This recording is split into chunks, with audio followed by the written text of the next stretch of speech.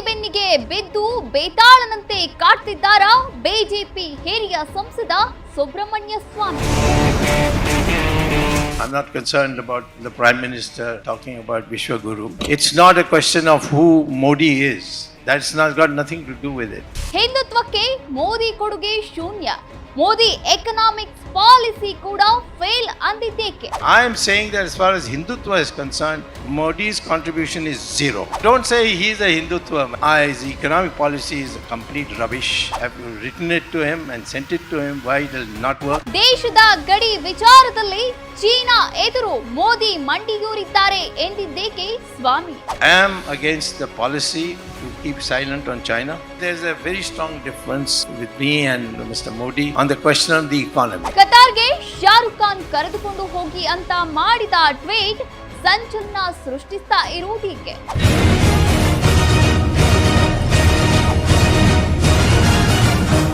ವೀಕ್ಷಕರೇ ನಮಸ್ಕಾರ. ನಿಮಗೆಲ್ಲ ವಿಕ್ರಮ ಬೇತಾಳನ ಕತೆ ಗೊತ್ತೇ ಇರುತ್ತೆ.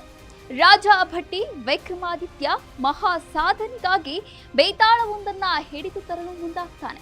ಆ ಬೇತಾಳ ವಿಕ್ರಮಾದಿತ್ಯನಿಗೆ ಒಂದೊಂದು ಕತೆ ಹೇಳುವ ಮೂಲಕ ಜೀವನದ ನೈಜ ಸತ್ಯವನ್ನ ರಾಜನಿಗೆ ಎದ್ದ ಭ್ರಮೆಗಳನ್ನ ನಿವಾರಿಸುತ್ತಲೇ ಇರುತ್ತೆ.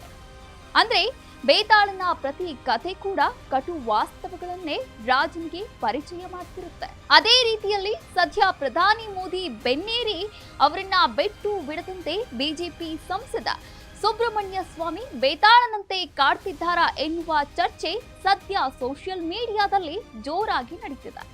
ಅಷ್ಟೇ ಅಲ್ಲ, ಹಿರಿಯ ಆರ್ಥಿಕ ತಜ್ಞರು, ವಕೀಲರು, ಮೇಲಾಗಿ ಬಿಜೆಪಿ ರಾಜ್ಯಸಭಾ ಸಂಸದರು ಆಗಿರುವ ಸುಬ್ರಹ್ಮಣ್ಯ ಸ್ವಾಮಿ ಕತಾರ್ ಪ್ರಕರಣದಲ್ಲೂ ಇತ್ತೀಚೆಗೆ ಮಾಡಿದ ಒಂದು ಟ್ವೀಟ್ ಸಖತ್ ವೈರಲ್ ಆಗ್ತದೆ.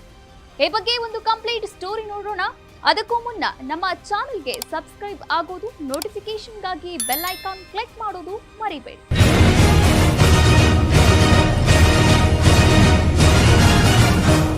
ವೀಕ್ಷಕರೇ, ಇಡೀ ದೇಶದಲ್ಲಿ ಅದು ಬಿಜೆಪಿ ಪಕ್ಷದಲ್ಲೇ ಪ್ರಧಾನಿ ಮೋದಿಯನ್ನ ನೇರವಾಗಿ ಬೈಯುವ ಏಕೈಕ ಆರ್ಥಿಕ ತಜ್ಞ ಅಂದ್ರೆ ಅದು ಸುಬ್ರಹ್ಮಣ್ಯ ಸ್ವಾಮಿ ಮಾತ್ರ. ಯಾಕಂದ್ರೆ ಮೋದಿಯ ಆರ್ಥಿಕ ನೀತಿಗಳ ಬಗ್ಗೆ, ಫಾರಿನ್ ಪಾಲಿಸಿಗಳ ಬಗ್ಗೆ ಅತಿ ಹೆಚ್ಚು ಟೀಕೆ ಮಾಡಿ ಸಂಚಲನವನ್ನೇ ಸೃಷ್ಟಿಸಿದ್ದಾರೆ. ಅಷ್ಟೇ ಅಲ್ಲ, ಹಿಂದುತ್ವಕ್ಕೆ ಪ್ರಧಾನಿ ಮೋದಿಯ ಕೊಡುಗೆ ಝೀರೋ ಅಂತ ಕಡ್ಡಿ ತುಂಡಾಗುವಂತೆ ಹೇಳಿರೋ ಏಕೈಕ ಬಿಜೆಪಿ ನಾಯಕ ಅಂದ್ರೆ ಅದು ಸುಬ್ರಹ್ಮಣ್ಯ ಸ್ವಾಮಿ. ಇಷ್ಟಕ್ಕೂ ಸುಬ್ರಹ್ಮಣ್ಯ ಸ್ವಾಮಿ ಮೋದಿ ಆರ್ಥಿಕ ನೀತಿ ಫೇಲ್ ಆಗಿದ್ದೇಕೆ ಅಂತ ಹೇಳಿದ್ಯಾಕೆ?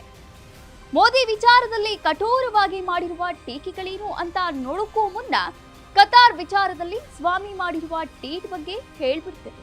ಕತಾರ್ನಲ್ಲಿ ಮರಣದಂಡನೆ ಶಿಕ್ಷೆಗೆ ಗುರಿಯಾಗಿದ್ದ ಭಾರತದ 8 ಮಂದಿ ಮಾಜಿ ನೌಕಾಪಡೆಯ ಸಿಬ್ಬಂದಿಯನ್ನ ಇದೀಗ ಬಿಡುಗಡೆ ಮಾಡಲಾಗಿದೆ. ಆದರೆ ಇವರಿಗೆ ಮರಣದಂಡನೆ ವಿಧಿಸಿದ್ದೇಕೆ ಎನ್ನುವ ಬಗ್ಗೆ ಕೂಡ ಕೆಲವು ಸ್ಟೋರಿಗಳು ಹರಿದಾಡ್ತವೆ. ಇಟಾಲಿಯನ್ ಸ್ಮಾಲ್ ಸ್ಟೆಲ್ತ್ ಜಲಾಂತರ್ಗಾಮಿ U212ನ ಇಂಡಕ್ಷನ್ ಅನ್ನ ಮೇಲ್ವಿಚಾರಣೆ ಮಾಡಲು ಭಾರತೀಯರು ಡೆರ್ಹಾ ಗ್ಲೋಬಲ್ ಕಂಪನಿಯೊಂದಿಗೆ ತಮ್ಮ ಖಾಸಗಿ ಸಾಮರ್ಥ್ಯದಲ್ಲಿ ಕೆಲಸ ಮಾಡ್ತಾ ಇದ್ರು. ಈ 8 ಭಾರತೀಯರು ಜಲಾಂತರ್ಗಾಮಿ ಚಟುವಟಿಕೆಗಳಲ್ಲಿ ಗೂಢಾಚಾರಿಕೆ ಮತ್ತು ಇತರೆ ದೇಶಗಳೊಂದಿಗೆ ರಹಸ್ಯಗಳನ್ನ ಹಂಚಿಕೊಂಡಿದ್ದಾರೆ ಎಂದು ಆರೋಪ ಕೂಡ ಮಾಡಲಾಗಿತ್ತು.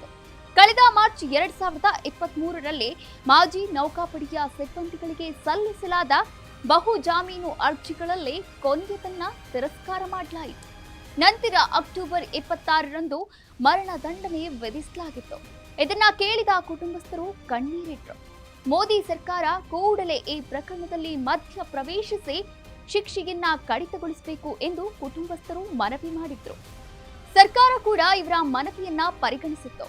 ನಿರಂತರ ಪ್ರಯತ್ನದಿಂದ Captain Navtej Singh Gill, Captain Saurabh Vasishth, Commander Purnendu Tiwari, Captain Birendra Kumar Verma, Commander Sugunakar Pakila, Commander Sanjeev Gupta, Commander Amit Nagpal ಮತ್ತು ಸೈಲರ್ ರಾಗೇಶ್ ಅವರನ್ನ ಜೈಲು ವಾಸದಿಂದ ಕತಾರ್ ಸರ್ಕಾರ ಬಿಡುಗಡೆ ಮಾಡಿದೆ.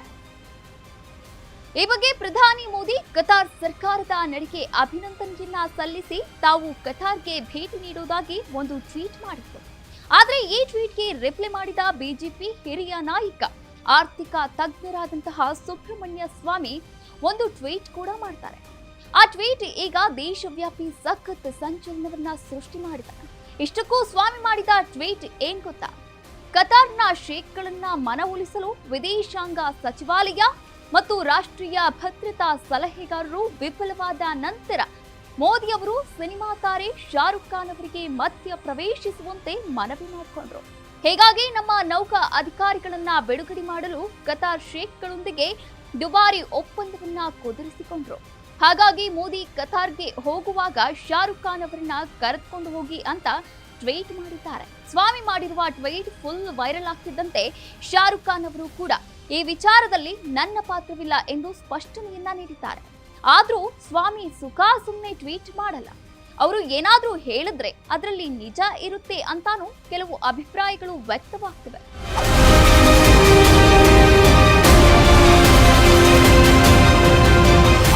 ಸುಬ್ರಹ್ಮಣ್ಯ ಸ್ವಾಮಿ ವಿಚಾರವನ್ನ ಯಾಕೆ ಜನ ಸೀರಿಯಸ್ ಆಗಿ ತೆಗೆದುಕೊಳ್ತಾರೆ ಅಂದ್ರೆ, ಅವರು ದೇಶದ ಆರ್ಥಿಕ ಪಾಲಿಸಿ, ಗಡಿ ವಿಚಾರ, ಬೆಲೆ ಏರಿಕೆ, ಹಿಂದುತ್ವದ ಬಗ್ಗೆ ಸ್ಪಷ್ಟವಾಗಿ ದೇಶದ ಜನರ ಮುಂದಿಗೆ ನಿಜಾಂಶಗಳನ್ನ ಹೇಳ್ತಾರೆ. ಈ ಹಿಂದೆಯೂ ಕೂಡ ಹಿಂದುತ್ವಕ್ಕೆ ಮೋದಿ ಕೊಡುಗೆ ಶೂನ್ಯ ಅಂತ ಹೇಳಿದ್ರು. ಅಲ್ಲದೆ Modi economics policy complete fail ಅಂತ ಅಂಕಿ ಅಂಶಗಳ ಮೂಲಕ ಹೇಳಿದ್ರು. ಇನ್ನು ಚೀನಾ ಸೈನ್ಯ ಭಾರತ ಗಡಿಯೊಳಕ್ಕೆ ನುಗ್ಗಿದೆ, ಆದ್ರೂ ಕೂಡ ಮೋದಿ ಈ ವಿಚಾರದಲ್ಲಿ ಸೈಲೆಂಟ್ ಆಗಿದ್ದಾರೆ. ಈ ಬಗ್ಗೆ ಅವರು ಯಾಕೆ ಮಾತಾಡ್ತಿಲ್ಲ ಅಂತ ಪ್ರಶ್ನೆ ಕೂಡ ಮಾಡಿದ್ರು. I'm not concerned about the Prime Minister talking about Vishwaguru. I am saying that as far as Hindutva is concerned, Modi's contribution is zero. Don't say he's a Hindutva. His economic policy is a complete rubbish. I've written it to him and sent it to him why it will not work. There's a very strong difference with me and Mr. Modi on the question of the economy. Call any economist, you call him on this as a platform and ask him to debate with me. No one will come, I'll tell you, because they know what will happen. I am against the policy to keep silent on China. ಹೇಗೆ ಮೋದಿಯ ಪ್ರತಿಯೊಂದು policy ಬಗ್ಗೆ, ಹಿಂದುತ್ವದ ಬಗ್ಗೆ, ರಾಜತಾಂತ್ರಿಕ ವಿಚಾರಗಳ ಬಗ್ಗೆ, ಆರ್ಥಿಕ ನೀತಿಗಳ ಬಗ್ಗೆ ಸುಬ್ರಹ್ಮಣ್ಯ ಸ್ವಾಮಿ ಮೇಲಿಂದ ಮೇಲೆ ಟೀಕೆ ಮಾಡುತ್ತಲೇ ಇರುತ್ತಾರೆ. ಆದರೆ ಬಿಜೆಪಿ ನಾಯಕರಾಗಲಿ ಅಥವಾ ಮೋದಿಯವರೇ ಆಗಲಿ ಸ್ವಾಮಿಯ ಬಗ್ಗೆ ಮಾತ್ರ ತುಟಿ ಬಿಚ್ಚುವುದಿಲ್ಲ.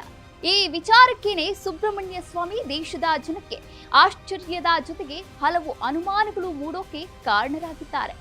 ಒಟ್ಟಿನಲ್ಲಿ ಮೋದಿ ಸರ್ಕಾರ, ಮೋದಿಗಾಗಿಯೇ ಕೆಲಸ ಮಾಡುತ್ತಿರುವ ಕೆಲ ಮಾಧ್ಯಮಗಳು ಎಷ್ಟೇ ಮೋದಿಯನ್ನ ಹೊಗಳಿದ್ರೂ ಕೂಡ ದೇಶದ ವಾಸ್ತವಗಳನ್ನ ಸುಬ್ರಹ್ಮಣ್ಯ ಸ್ವಾಮಿ ಬಹಿರಂಗವಾಗಿಯೇ ಪ್ರಸ್ತಾಪಿಸ್ತಾ ಇರೋದು ಮಾತ್ರ ಅಕ್ಷರಶಃ ಸತ್ಯ.